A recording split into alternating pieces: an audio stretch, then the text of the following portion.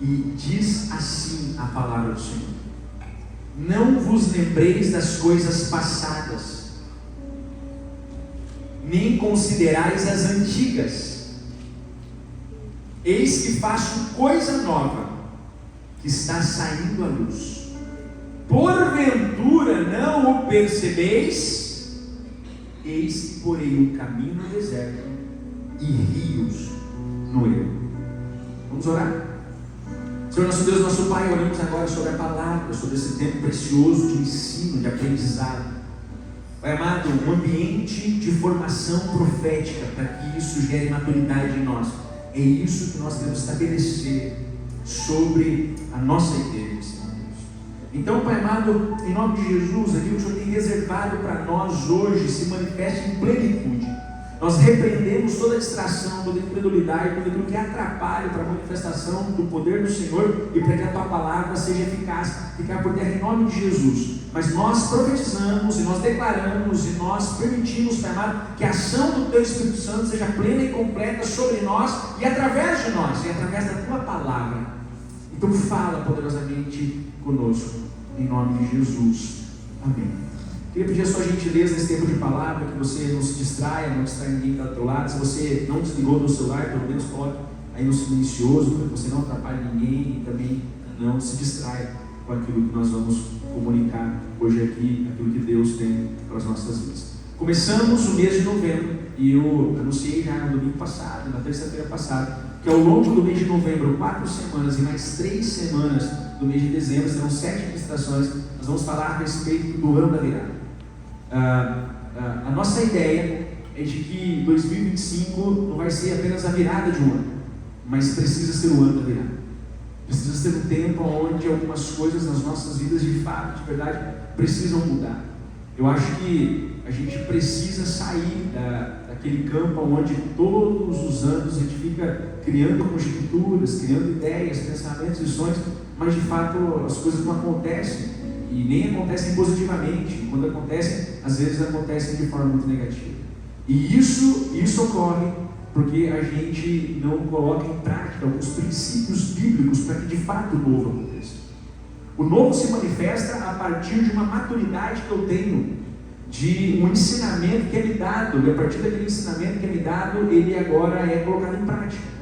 É por isso que a gente tem dito aqui, e eu quero reforçar para você, nós não podemos ser uma igreja que oferece algo para você consumir, mas uma igreja que forma pessoas, que capacita pessoas, para não serem apenas frequentadores de um culto, mas para serem pessoas que quando saem dessas portas e estão andando pela cidade, aonde quer que estejam, sejam testemunhas vivas e eficazes do poder do Senhor Jesus, e saibam como enfrentar as demandas que o mundo apresenta para nós.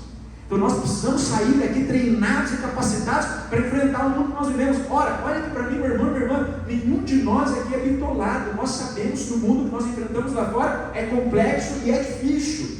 Mas o que eu tenho utilizado para este enfrentamento? E a igreja é um ambiente específico e propício para que nós possamos nos preparar e nos capacitar para enfrentar o mundo lá fora.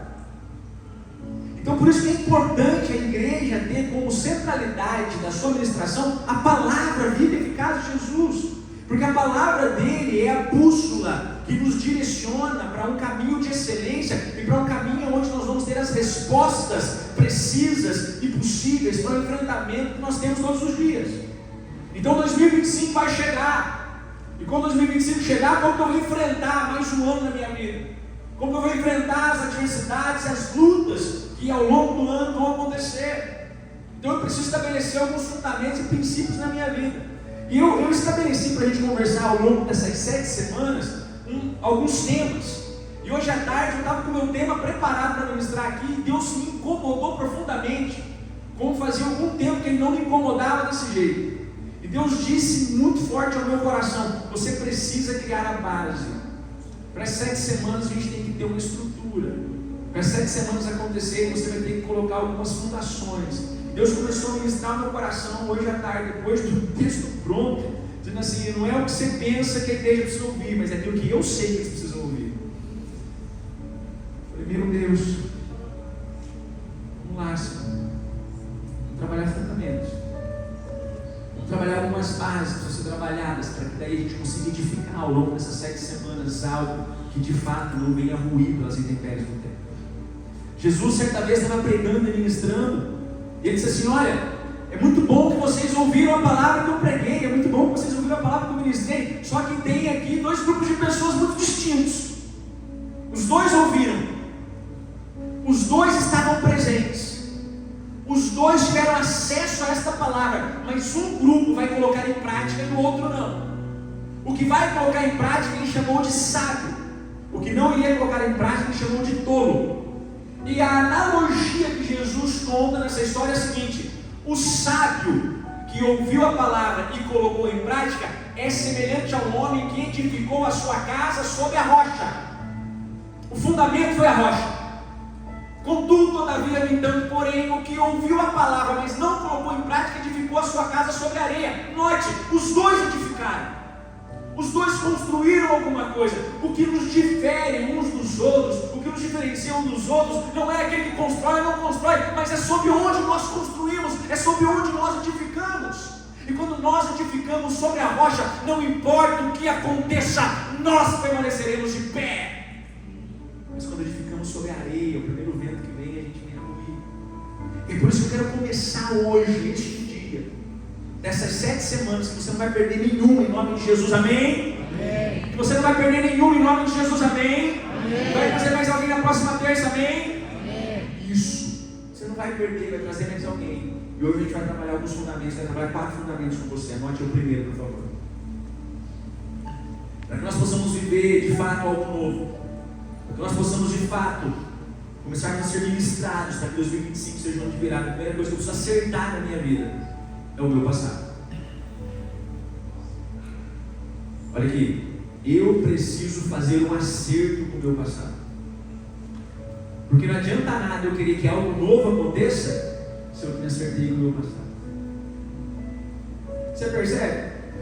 Então vamos pregar sobre algo novo, vamos falar sobre 2025, ano da virada, que maravilha, vamos falar sobre algo novo. Mas como que eu inicio algo novo se eu não terminei, não me acertei com o passado? Como que eu posso virar a página do livro e começar um novo capítulo se o capítulo anterior não foi fechado? A gente não começa algo novo sem ter fechado algo anterior. E muitos de nós estamos vivendo há 20, 30, 40 anos dizendo que o ano que vem vai ser diferente, o ano que vem vai ser diferente, mas nada de novo acontece porque não nos acertamos com o passado.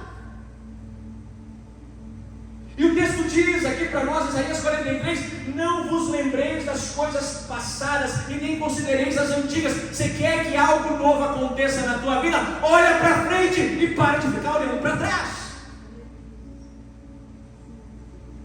Então, se eu não me acertar com o meu passado, como que eu vou viver o presente? Como que eu vou viver o futuro? Como que eu vou ter algo novo? O inferno sempre vai querer discutir o seu passado, enquanto Deus continua liberando coisas a respeito do teu futuro. É você que escolhe com quem você quer conversar. O inferno sempre vai mover e te lembrar do teu passado. E Deus sempre vai plantar no teu coração coisas para o teu futuro. Com quem você está conversando? Com quem fala do teu passado ou com quem fala do teu futuro? A escolha é nossa, é nós que escolhemos com quem nós conversamos. É um posicionamento nosso. Então nós temos e somos chamados a um diálogo todos os dias. O inferno nos chamando para conversar a respeito do nosso passado, e o céu nos chamando a conversar a respeito do nosso futuro. E eu que escolho com quem eu converso, horas. O inferno me tenta, vem aqui para o teu passado, lembra do teu passado, olha como você era, ou como você sofreu, ou como machucaram você, ou o que fizeram com você. E Deus nos chama para o presente e fala assim, não importa quais sejam as coisas que aconteceram, porque as coisas velhas ficaram para trás, eu faço coisa nova, vou surpreender você, a tua casa e a tua família. Olha para mim e veja o futuro que eu tenho para você. Não converse com o teu passado, converse com o teu futuro. Meu Deus, é assim que tem que ser. Só que nós estamos cotidianamente inclinados a mais de uma vez olhar para trás, sendo que Deus está chamando a gente para olhar para frente. Quantas mágoas, quantos ressentimentos, quantas dores, quantas frustrações, quantos corações partidos, quantas perspectivas que não deram certo, quantos sonhos que foram frustrados, e ainda assim eu continuo olhando para o retrovisor a todo tempo. O retrovisor deve ser para mim apenas um balizador, mas não um orientador. Vou repetir: o espelho retrovisor, ele é para uma orientação, mas não é aquilo que me dá direção. O que me dá direção é os meus olhos fitos em Cristo Jesus, o autor e consumador da minha fé, aquele que morreu na cruz do Calvário pela minha vida, e diz para mim: eu venci a morte, para que você saiba que tem como ter vitória sobre todas as coisas. Então pare de olhar para o teu passado, pare de dialogar com o teu passado todos os dias. Para de ficar lembrando das condições adversas que afligem a tua alma. Toma uma decisão firme e eficaz. Olha o que o texto diz para nós. Escute o que ele está dizendo: não vos lembreis das coisas passadas, não vos considereis as antigas, eis que eu faço uma coisa nova. E ele diz o seguinte: você não está percebendo. O fato de você ficar condicionado ao teu passado te faz imperceptível ao teu futuro. Não é que ele não existe, não é que não está pronto e apto para acontecer, não é porque a bênção não foi liberada para você, é porque você ainda não percebeu, porque está muito mais ligado ao passado do teu futuro. E muitas vezes entramos numa condição de estresse e briga com Deus: o Senhor não está fazendo nada, e Deus diz: eu já fiz, mas é você que está preso ao seu passado.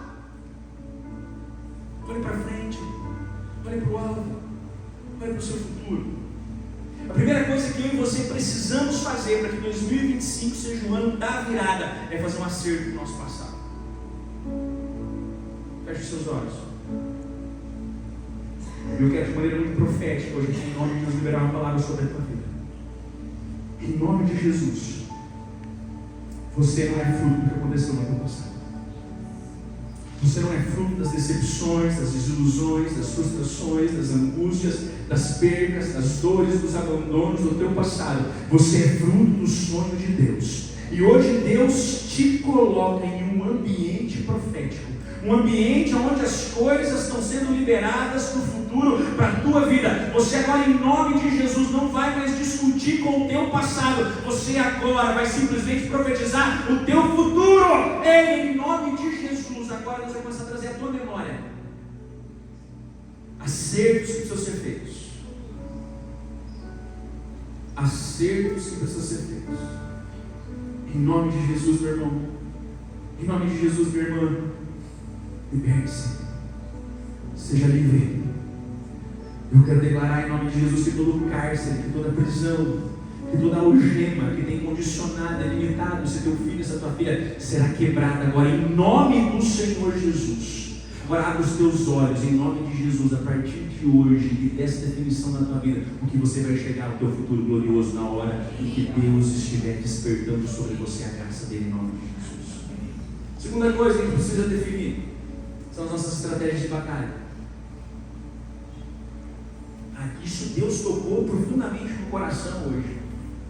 Defina as suas estratégias de batalha. Eu atendo pessoas todos os dias, presencial, online,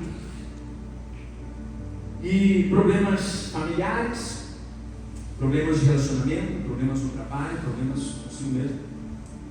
Eu pergunto: mas o que você está fazendo para resolver essa situação? Pastor, já conversei. Pastor, já ajustei. Eu chamei para conversar, já falei, mas não resolve. Eu já conversei, mas não adianta. Eu já fiz, mas não adianta. E aí nós vamos nos decepcionando porque as coisas não acontecem, vamos nos frustrando porque nada dá certo, vamos apequenando o nosso coração porque nós estamos tentando utilizar armas de senso comum. Porque no senso comum, para a gente lidar com algumas questões que nós lidamos todos os dias, é na base da conversa, é na base de um jeito ou dar um jeito, ou para alguns na base do grito, na base do estresse. E eu vim aqui nesta noite para dizer para você que eu e você precisamos instituir nas nossas vidas, para que 2025 seja junto da virada, uma arma que se chama jejum e oração. Olha, eu acho lindo o texto de Mateus capítulo 17, verso 21. Mateus 17, os discípulos de Jesus estão tentando expulsar o demônio e não conseguem. E depois que esse demônio é expulso por Jesus, eles perguntam, mas mestre, por que nós não conseguimos expulsar aquele demônio? E lá em Mateus 17, 21, Jesus responde, esta casta de demônio não pode ser expulsa senão por oração e por jejum.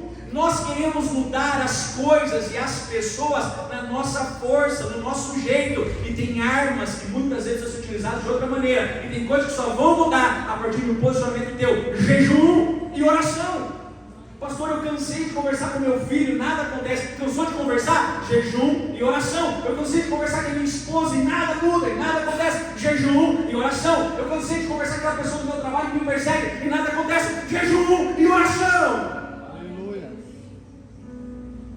Porque tem coisa que só vai resolver com jejum e oração. Você pode ser o melhor interlocutor, você pode ter o maior poder de persuasão, que não vai adiantar, porque tem coisa que só é desfeita, tem nó que só é desembaraçado através do jejum e da oração. Uma igreja que não jejum, uma igreja que não ora, não desfruta do novo.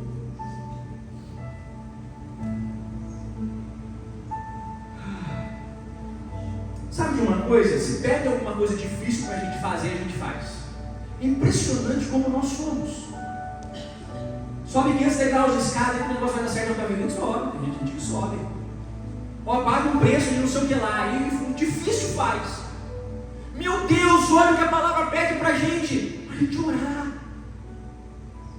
Pra gente orar. O difícil a gente faz, mas aquilo que teria que ser habitual e está acessível e fácil de fazer, não fazemos. Pastor, mas é tão fácil, por que eu não faço? Porque é fácil a partir do momento que você começa a fazer, e quando você não faz, o inimigo não quer que você faça, e quando você começa a fazer, ele vai tentar você para não fazer, e você insiste em fazer, e aí o céu começa a abrir sobre a tua vida. Está com crise no casamento, vou fazer uma pergunta para você. Você já orou com a sua esposa? Marido, você já chegou um dia à noite e falou assim, amor, eu quero orar com você, vamos orar juntos. Você tem o hábito de fazer isso com a tua esposa, vamos orar juntos. 1 minuto, 2 minutos, 5 minutos, vamos orar juntos. Não faz todo dia, uma vez na semana. Mas eu quero novo, vamos pagar um terapeuta de casais. Aí gasta R$1.000 por mês em terapia. Eu quero novo. Precisa fazer uma viagem. Na viagem vai tudo se acertar. E nada muda. Eu fico olhando, meu Deus do céu, quanta gente que não se posiciona em relação a muitas coisas na sua vida, com seus filhos, por exemplo. Prefere gastar depois com terapeuta, com psicólogo, com remédio, do que agora dizer assim, não vai fazer, papai é que manda, mamãe que manda, e você vai se sujeitar ou não? Tadinho do meu filho. Então prefere hoje não fazer aquilo que é fácil, para depois fazer o que é difícil. Puxa vida, não dá para entender. Não consigo. Absurdo o que a gente faz. E aí, eu preciso entender que para as coisas acontecerem na minha vida, tem muitas vezes que eu tenho que sair do senso comum. É chamar os filhos, uma vez por semana, papai e mamãe, uma vez por semana. Ei filhos, vem cá, toda sexta-feira, 20 horas, nós vamos começar a ler o Evangelho. Hoje, primeira sexta-feira do mês, primeiro capítulo de Marcos, vamos ler juntos. É difícil fazer isso? Moleza, mas por que a gente não faz? Porque preferimos fazer o difícil, ao invés de fazer o fácil. Porque o fácil, sem compreensão e sem maturidade, se torna difícil. Vou repetir. O fácil, sem compreensão e sem maturidade, se torna difícil. Terceira coisa que eu preciso fazer, eu preciso ter um coração puro. Primeira coisa, eu preciso fazer um acordo com o meu passado. Segunda coisa, eu preciso definir as minhas armas, as minhas estratégias de batalha. Terceira coisa, eu preciso ter um coração puro. O Salmo de número 24, verso 3, é uma declaração linda e maravilhosa.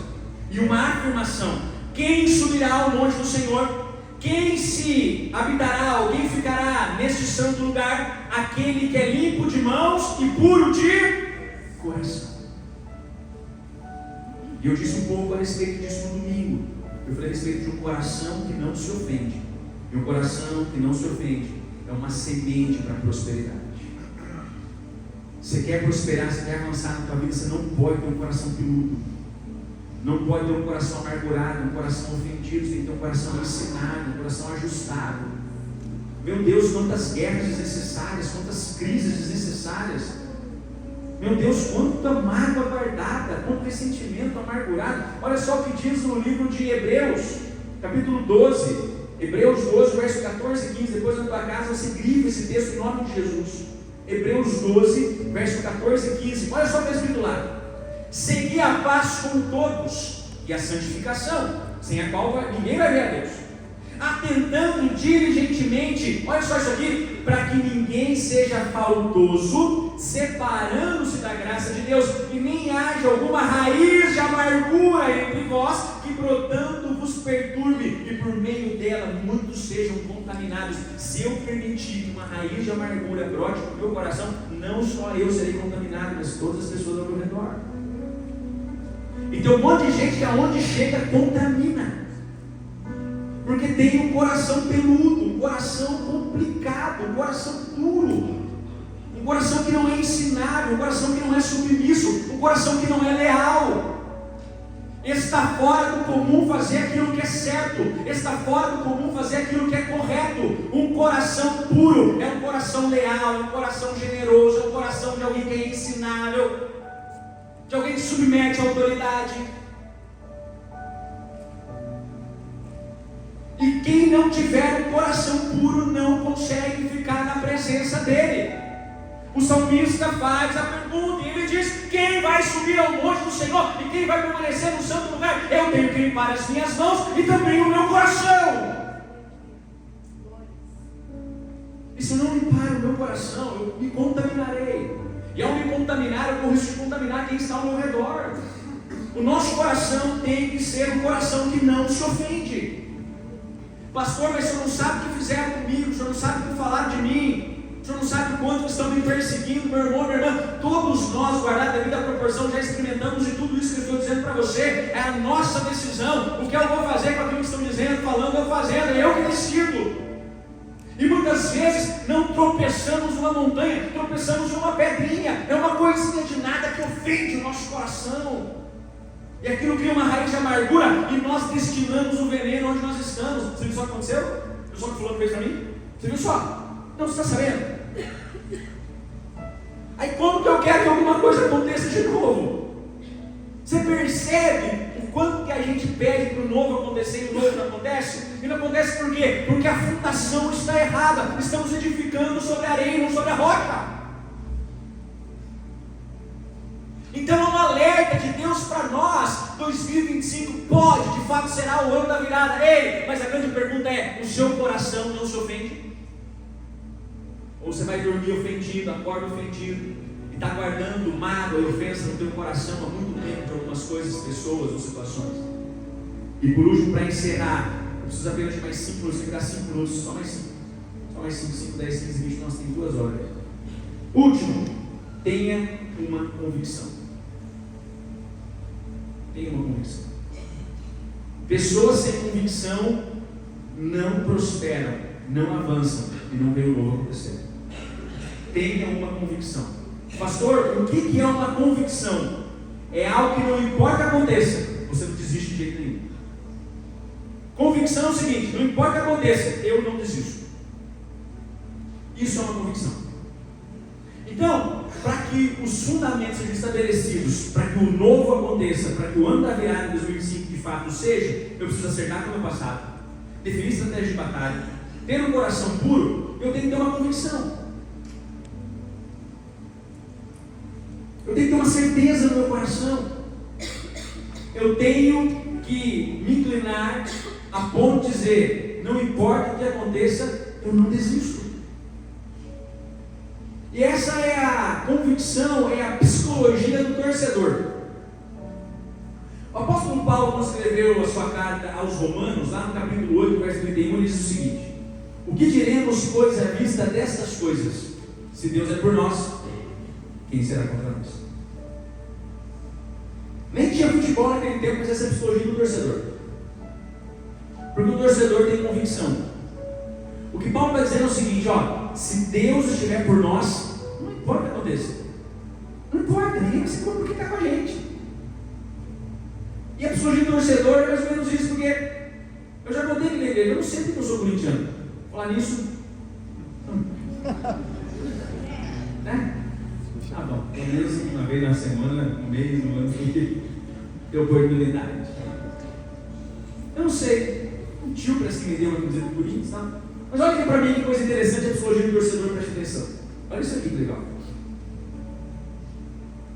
Se alguém chegar para mim e falar assim, pastor, te dou R$1.000 e a camiseta do Palmeiras, o senhor troca de time? Fala assim, me dá os 1.000, mas de time eu não troco não.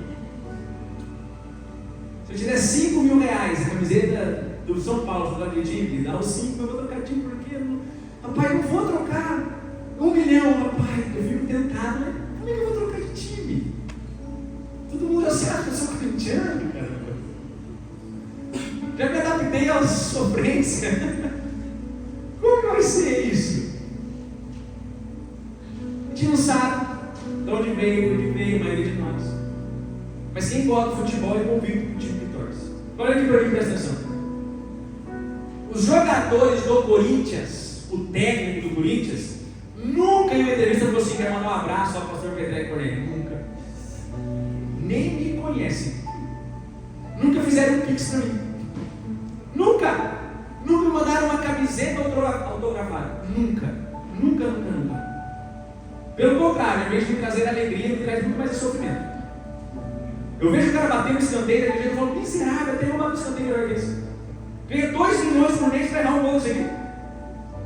Só que eu não deixo de torcer. Os caras nunca fizeram nada por mim. E eu tenho uma convicção que me prende a isso. Olha aqui para mim. Deus enviou o Filho dele para esta terra, para experimentar de todas as dores e sofrimentos, para saber o que você faz. Este Filho se entregou na cruz do Calvário, morreu uma morte cruel, ressuscitou dentre os mortos, para que você tivesse vida, seus pecados fossem perdoados. Ele fez tudo isso por você, e eu prefiro ter convicção por um time de futebol do que por esse Jesus. Aí quando alguma coisa acontece, eu digo assim, eu nem quero mais saber de Deus. Quando o Corinthians aperta, o Corinthians você não quer mais saber de Corinthians, pelo contrário. Agora, pasme, que coisa interessante. Nós nos inclinamos assim para as coisas, para um time, para tantas outras coisas, para uma marca de carro, para qualquer. Somos fãs de alguma coisa ou outra, seguidores de alguma coisa ou outra, mas cadê a nossa convicção pelo Evangelho? Cadê a nossa convicção por Jesus? Cadê a nossa convicção por aquele que deu a vida e se entregou por nós? Cadê a convicção por aquele que é o mesmo ontem, hoje, eternamente? Cadê a nossa convicção por aquele que quando nós estamos caídos, nos pega na mão para levantar? Cadê a nossa convicção por aquele que reina sobre todas as coisas e não perde o controle em hipótese nenhuma? Cadê a nossa convicção por aquele que todos os dias, assim como o sol nasce, diz para mim e para você, a minha misericórdia não é para a tua vida, hoje eu tenho um novo dia para você, eu tenho um novo tempo para você, e aguarde, eu tenho 2025 maravilhoso para você, mas em nome de Jesus tem uma convicção, não importa o que aconteça, não abandone essa convicção de Jesus. Isso é convicção. Sofrendo, está doendo, está arrebentado, não largo Jesus. Não largo Jesus. A mulher de Jó chegou para ele e falou assim: você está louco, homem? Jó capítulo 2 diz assim que a única coisa que Jó tinha era um caco de telha para se coçar, estava em lepra, tinha perdido todos os seus dentes e todos os seus filhos, sentado em cinza, se coçava com um caco de telha. A mulher disse assim: amaldiçoa o teu Deus e morre. Os amigos chegaram para ele e falaram assim: cara, o que está acontecendo com você? Que você acontece de pecado? Rapaz, desiste de tudo. Sabe o que Jó disse? Se Deus foi fiel comigo na bonança, eu não deixarei de ser fiel e acreditarei no tempo que eu estou passando dificuldade, porque eu tenho uma convicção: o meu Redentor, ele vive. E por mais que as coisas do passado, do presente, não estejam acontecendo conforme eu gostaria que acontecesse, eu sei que o meu amanhã será melhor do que hoje. Aleluia. E aí ele termina o texto dizendo: mas Jó vai Deus, antes eu te conhecia de ouvir falar, mas agora os meus olhos conseguem te enxergar, porque eu tenho uma convicção.